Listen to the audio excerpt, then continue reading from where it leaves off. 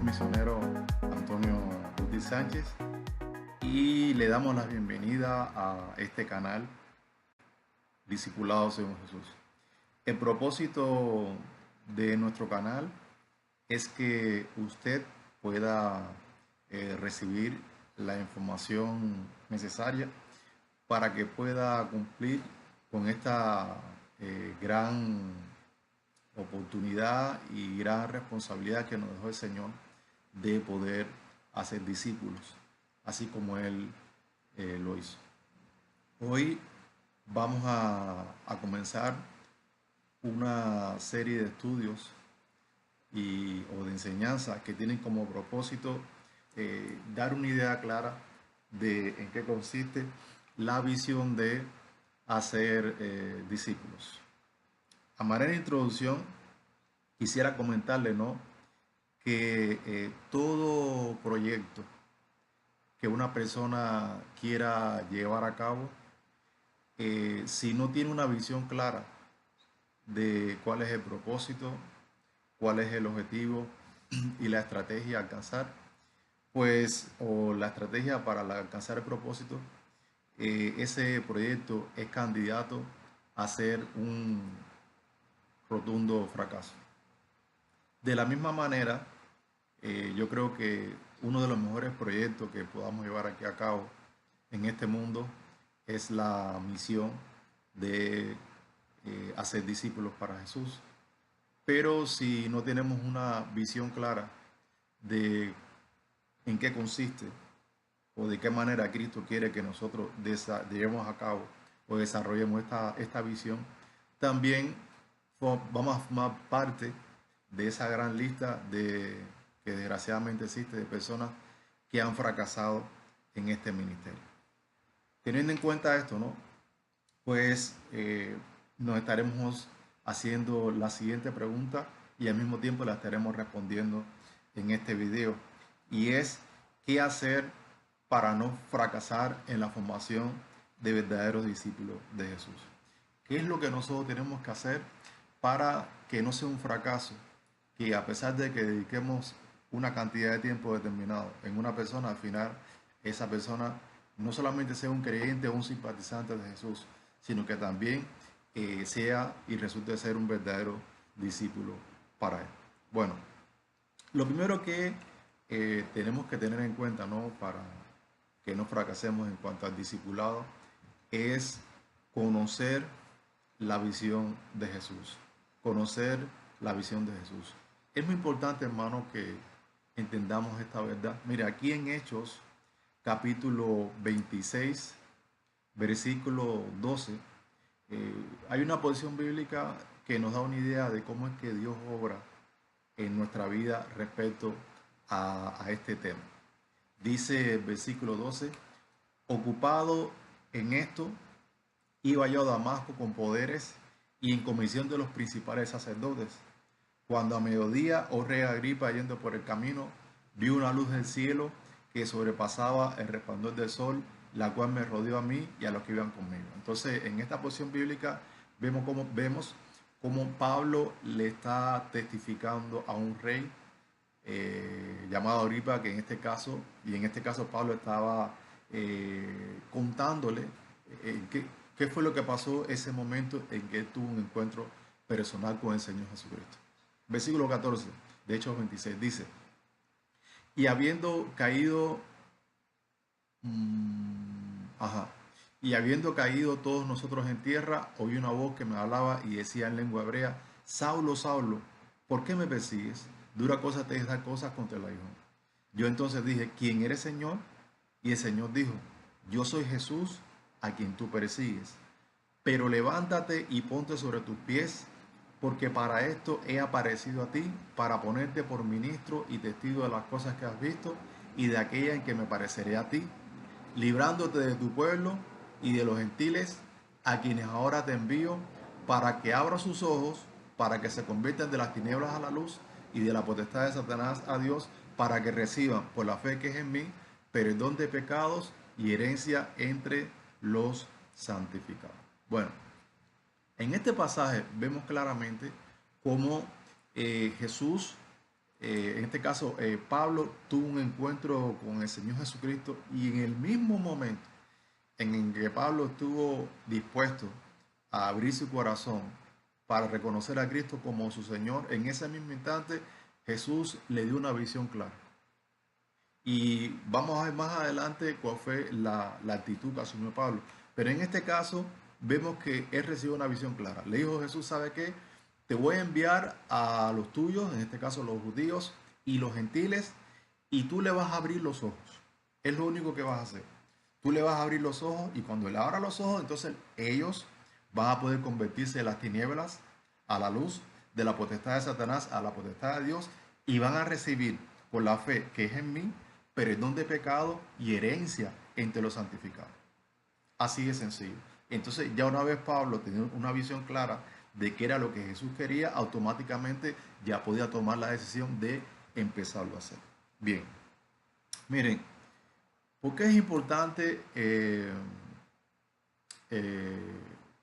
Pablo y o que los discípulos de Jesús, al igual que Pablo, busquemos tener una visión clara, pero una visión que sea entregada por Jesús, por la vía que sea, ya sea por la Biblia, ya sea a través de un predicador, por la vía que sea? Porque es importante que nosotros recibamos la visión de Jesús de cómo hacer discípulos y que incluso confirmemos si esa visión es de Jesús o no. Miren, yo tuve aproximadamente unos 11 años trabajando en la aviación y en la aviación cuando usted trabaja, tiene que tener una visión clara de cómo usar las herramientas. Es decir, en la aviación no es como los mecánicos en un taller, que el mecánico agarra una pieza y la tira por allá, agarra un destornillador y lo pone por allá. No, no, no. En la aviación está escrito todo lo que usted tiene que hacer. Si va a desarmar no sé, un motor, usted tiene un manual que dice, el paso número 1 es tomar el destornillador de tal medida y desatornillar. ¿Ve? Y agarra el tornillo y lo pone en un lugar y cuando terminó con el destornillador lo pone en el mismo lugar. Y créame, en mi caso, pues, como que para mí era algo, pues, me impacientaba mucho, ¿no? El tener que estar, que se agarre un destornillador y ponlo aquí y ponlo allá. Ahora, ¿sabe cuándo es que uno logra entender la importancia? En el caso de los técnicos de aviación, cuando uno logra entender la importancia de manejar bien las herramientas conforme a la visión que la aeronáutica da, en este caso la aeronáutica militar, que era en la que yo he trabajado, porque de pronto se caía un helicóptero o se caía un avión caza. Y cuando eso pasaba, a esa hora todo el mundo se alertaba. Y lo primero que tenían que hacer todos los especialistas era ir a su caja de herramientas y verificar que todas las herramientas estuvieran ahí. Ahora, sorpresa. ¿Qué pasaba si, incluso aunque no existiera un accidente, qué pasaba si se perdía una herramienta? Pues automáticamente paralizaban todos los vuelos porque se corría el riesgo de que por cuenta de un destornillador una aeronave se pudiera caer. Y había veces, por ejemplo, que por no manejar correctamente el uso de las herramientas conforme a la visión que está establecida en la aeronáutica, un destornillador se quedaba en una aeronave, de pronto se caía dentro de alguno de los sistemas se bloqueaban y eso producía que la aeronave no pudiera maniobrar bien y se destruía un avión. Y un avión cuesta como mínimo entre 15 o 50 millones de dólares. Y entonces, ¿de dónde sacar ese dinero? Entonces, ¿qué pasa? Que muchos especialistas sufrían, y no solamente ellos, sino provocaban la muerte de muchas personas producto de que no manejaban correctamente el uso de las herramientas. Ahora bien, la visión de Jesús nos da herramientas como el propósito, el objetivo y la estrategia a usar para que al final se puedan hacer verdaderos discípulos. Si, si no toman medidas en la aviación, en el uso de las herramientas, para que las naves no se caigan y haya un accidente, era importante. Yo creo que mucho más importante es no tener en cuenta con claridad la visión que Jesús dejó de cómo hacer discípulos, porque está en juego la salvación de muchísimas almas. Por eso es muy importante, hermano, que a la hora de hacer discípulos, lo primero que nosotros tenemos que hacer es venir a Jesús para que Jesús nos diga específicamente qué hacer, cómo hacer, dónde tenemos que llegar, con quién podemos trabajar, con quién no podemos trabajar. Y de esta manera, teniendo una visión clara de cómo hacer discípulos, de seguro nos va a ir bien. En los próximos videos nosotros vamos a estar profundizando más en esto. Ahora solamente queremos hacer énfasis en que es importante que entendamos que lo primero que nosotros tenemos que hacer para no fracasar en cuanto a ser verdaderos discípulos de Jesús es venir a Jesús y pedirle a Jesús que Él, por la vía que sea, nos muestre y nos haga conocer exactamente en qué consiste la visión que Él dejó de cómo hacer discípulos. Bien, entonces estamos respondiendo a la pregunta que consiste, sí, respondiendo a la pregunta qué debemos hacer no para no fracasar en la formación de hacer, perdón, estamos respondiendo a la pregunta qué debemos hacer para no fracasar en la misión de hacer verdaderos discípulos de Jesús. Bueno, lo segundo que tenemos que hacer es no ser rebelde a esa visión. Número uno, vengo a Jesús y le pido a Jesús que me dé la visión de cómo hacer discípulo. Una vez que Jesús me entregue esa visión, entonces yo no puedo ser rebelde a lo que Él me acaba de decir. Es decir, si Él me está diciendo que haga una cosa, yo tengo que hacer eso, no puedo hacer otra cosa. Bien, en Hechos 26, 19 vemos con claridad cómo en el caso de Saulo, que después se llamó Pablo, conocido como el apóstol de los gentiles, en el versículo 19, cuando él termina de dar el testimonio de cómo fue que recibió la visión de Jesús y cómo fue su encuentro con él, en el versículo 19 dice Pablo, Hechos 26, 19, dice, por lo cual, oh rey Agripa, no fui rebelde a la visión celestial. Entonces, Pablo le estaba diciendo al rey que eso que Jesús le dijo, es decir, la visión que Jesús le dio, él dijo, ¿sabe qué? Yo voy a cumplir con esto. Yo voy a ser fiel a Jesús. No voy a ser rebelde. Y lo que Cristo me diga, eso es lo que voy a hacer. Eso era lo que estaba en el corazón de Pablo. El deseo de Pablo era serle fiel a Jesús y ser fiel a la visión que Jesús le había dado. Bien. ¿Por qué es muy importante que en nuestro corazón esté tanto el querer como el hacer de parte de Dios, que no seamos rebeldes a la visión que Jesús nos está dando? Les voy a poner un ejemplo que de cierta manera nos va a ayudar a entender, primero, el por qué conocer la visión de cómo hacer las cosas según Jesús para ser discípulos, y segundo, por qué no ser rebelde. Según la Biblia, una vez, en una de las porciones bíblicas de la Biblia se habla acerca de que el arca estaba fuera de Jerusalén y el rey David, en su corazón, él quiso traer el arca del lugar donde estaba a Jerusalén, a la ciudad de Jerusalén. Ahora, en el Antiguo Testamento estaba establecido por Moisés cómo era que había que trasladarse, cómo era que debía trasladarse el arca. Se describe que el arca había que trasladarla sobre los hombros. Es decir, el arca tenía como dos varas así y iba sobre el hombro de, en este caso, de los sacerdotes que tenían que transportarlo. Muy bien. Pero resulta ser que David no tenía la visión de que el arca debía trasladarse de esa manera. ¿Y qué hizo? Él de todo corazón buscó, lo dice la Biblia, buscó una carreta nueva. Es decir, Dios sabe que vamos a traer una carreta nueva y en esa carreta nueva vamos a poner el arca y ahí la vamos a trasladar. Y era un día de gozo, era un día de júbilo, porque el arca representaba para el pueblo judío la presencia de Dios. Y Dios lo había también establecido así, ¿no? Donde estuviera el arca, ahí va a estar mi presencia.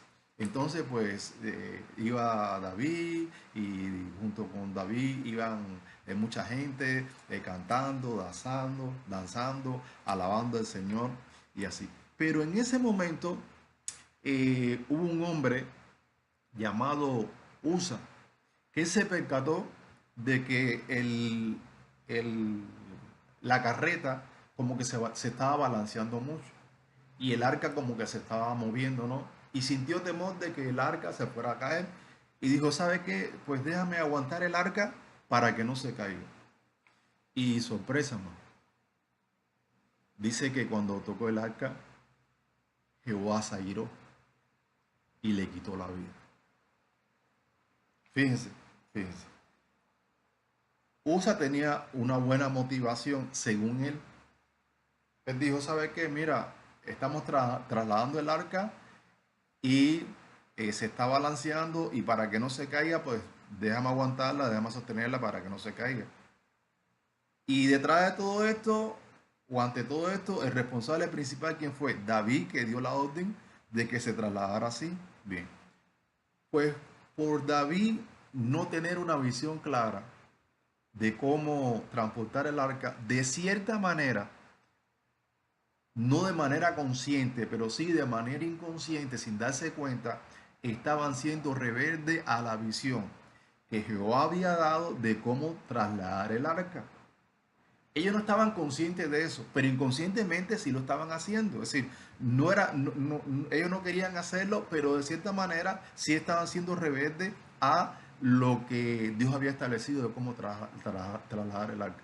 Y debido a eso, le costó la vida a un hombre que también estaba dispuesto a hacer lo correcto según él para Dios.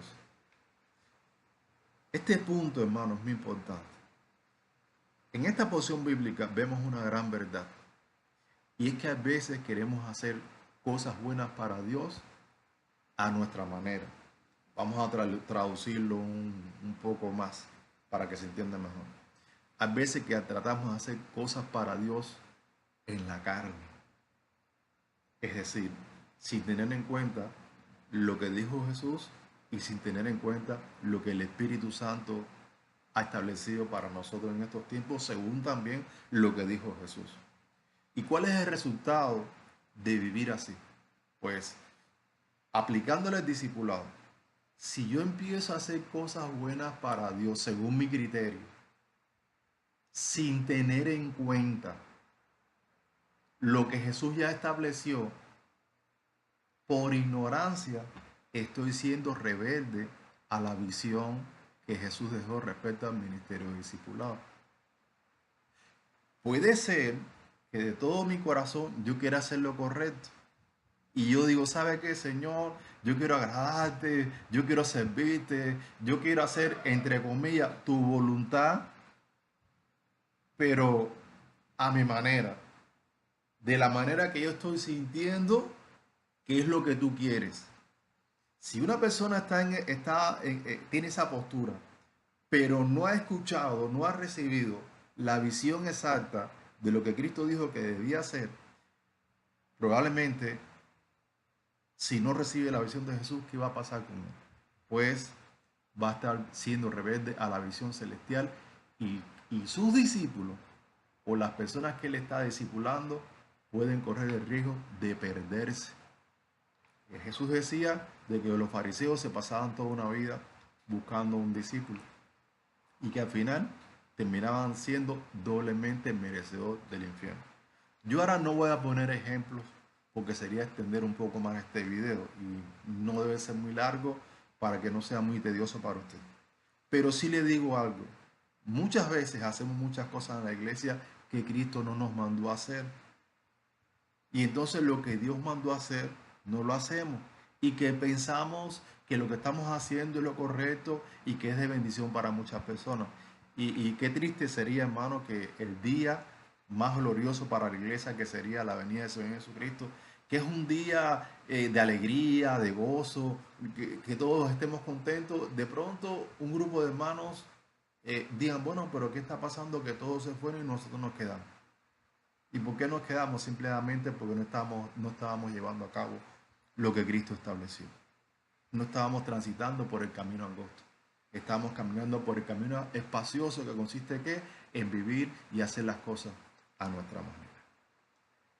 Entonces, aplicando esto a nuestra vida, por ignorancia podemos ser rebeldes a la visión que Jesús dejó. Sí, a lo mejor, es decir, a lo mejor no estamos siendo conscientes de eso, pero como dice un dicho, ¿no? Se decía en el ejército, yo recuerdo que nos decía en la escuela cadete, el desconocimiento de las normas establecidas el desconocimiento no te exume, no te libera de tu responsabilidad. Si usted viola la ley de tránsito y no conocía que esa ley existía, bueno, pues la hubiera estudiado. Aquí tiene que pagar. De la misma manera, si nosotros empezamos a discipular personas sin tener en cuenta la visión de Jesús y empezamos a hacer en ellos y enseñarle a ellos cosas que nunca Cristo quiso que le enseñáramos, los podemos sacar de los caminos del Señor, los podemos alejar de Dios. ¿Y cuál es el resultado final? Consecuencia para ellos y para nosotros. Ahora, la intención no es echarle miedo, ¿no? Que si tú no haces la voluntad del Señor, pues entonces te vas a ir para el infierno, etcétera. No. Lo que queremos, hermano, transmitir es abrirle los ojos para que entonces nosotros podamos entender que la manera de amar a Jesús, la mejor manera de amar a Jesús en cuanto a esto de hacer discípulos, número uno es conociendo la visión que Él dejó. Y número dos, siendo fiel a esa visión. Ya, así es sencillo. Si ya conozco lo que Cristo mandó a hacer y eso mismo que Cristo mandó a hacer es lo que yo hago, con eso ya estoy cumpliendo. Y Jesús está viendo, ya está viendo mi amor por Él. Entonces, amar a Dios no es hacer lo que yo quiero. Amar a Dios es hacer lo que es malo. Bien, entonces hemos visto, hermano, qué es lo que debemos hacer para no fracasar en cuanto a la formación o en cuanto a esto de hacer verdaderos discípulos de Jesús. Eh, a manera de conclusión, yo quiero terminar con esta ilustración. Dice que un hombre, una vez platicando con un cristiano, le decía, oye, ven acá, tú todos los días me insistes y me insistes en que yo tengo que entregarle mi vida a Jesús y que entonces Jesús me da la visión de cómo debo ser mi matrimonio, de cómo debo ser como padre. Jesús me va a dar la visión de cómo manejar las finanzas, etcétera, etcétera. Pero ¿por qué tengo que confiar en Jesús? ¿Por qué en la universidad yo puedo ir a la universidad y me lo puede enseñar? O no sé, estudio, no sé, un curso, un diplomado de ahí también me lo puede enseñar. ¿Por qué necesariamente tiene que ser, en este caso, no Jesús? A lo cual el cristiano le responde, mira, el problema es que Jesús es todopoderoso. Es decir, para Jesús nada es imposible. Y lo que te pueden enseñar en la universidad, lo que te pueden enseñar en el diplomado, etcétera, ninguno de ellos son todos poderosos. Es decir, que si tú estás en un problema, un problema tamaño Dios, ellos no te van a poder ayudar. Lo segundo, no solamente Jesús es todopoderoso, sino que Jesús es omnisciente, es decir, todo lo sabe. No hay problema que tú tengas en tu vida que Jesús no tenga la sabiduría. Repito, no hay problema que tú puedas tener en tu vida donde Jesús no tenga la sabiduría para ayudarte a salir de él. Sin embargo, la sabiduría de esos lugares a los que tú puedes ir es limitada. Pero con Jesús, la sabiduría te va a sobrar. Y por último, ten la seguridad de que Jesús te ama más a ti de lo que tú te amas a ti mismo y de lo que todas esas personas que te pueden enseñar, según tú, te aman. Jesús te ama más que todo y lo demostró al dar su vida por ti, que probablemente ninguna de esas personas lo va a hacer. Por lo tanto, si Cristo es todopoderoso, si Cristo lo sabe todo y si Cristo te ama más a ti de lo que tú te amas y de lo que otra persona te puede amar, ¿por qué entonces, por qué no confiarle a Jesús tu vida para que te dé la visión de cómo vivir. Entonces el hombre pues se quedó callado reflexionando y reconoció cuál era la verdad, que él no quería venir a Jesús primeramente porque le gustaban cosas que a Jesús no le agradaban. Bien, de la misma manera, hermano, queremos aplicar esto en nuestra vida. Si entendemos que Jesús es todopoderoso, que Jesús tiene toda la sabiduría que necesitamos para ser verdaderos discípulos y para tratar con ellos, y nos ama más a nosotros y más a nuestros discípulos que lo que nos amamos a nosotros mismos, entonces ¿por qué no confiar en Él para venir a Él, que nos dé la visión y nosotros entonces hacer así de manera sencilla lo que Él estableció, entendiendo que nos va a ir bien? Entonces yo te animo, hermano, a que usted confíe en Jesús. Jesús tiene poder para que usted sea próspero en este hermoso ministerio. Jesús tiene la sabiduría para darle una idea de qué tiene que hacer, de qué tiene que hacer y cómo tiene que hacer las cosas en cada momento en relación a sus discípulos. Y entonces de esa manera, si usted vive así, va a experimentar el amor de Jesús sobre su vida y va a entender por qué realmente Cristo murió por usted. Entonces, pues, Dios le bendiga, amados hermanos, y espero que este video le haya sido de bendición. Ahora bien, si este video, hermano, te fue de bendición y te sientes bien, solo te pido algo. ¿Qué te parece si me recompensas, no? Con un like. Aquí en su video abajo hay como un dedito así y otro así. Bueno, a este que es así, porque el dedo hacia arriba, dale like, no, es lo único que te pido que tú hagas. Y si puedes o deseas serle de bendición a otras personas, pues envíale este video. Ahora, si también tú deseas recibir otros mensajes como estos, otras enseñanzas, pues te invito a que aquí te suscribas en el canal. Hay un icono que dice suscribirse o suscripción. Usted le da ahí y ya automáticamente en YouTube se le suscribe. Ahora, si también desea, aparte de estar suscrito, que cada vez que entre algún video, YouTube le informe de que subí un video nuevo para que usted lo pueda ver, entonces dele también un clic sobre la campanita que ahí le aparece para que entonces cada vez que yo suba un video, usted reciba la alerta de que hay un video nuevo y sea de bendición. Este es el primer video de una serie de videos que habla acerca de cómo hacer verdaderos discípulos de Jesús. Entonces, pues, estoy contento por haber hecho este video y haber sido bendición para tu vida y nos vemos entonces en el próximo video. Dios te bendiga.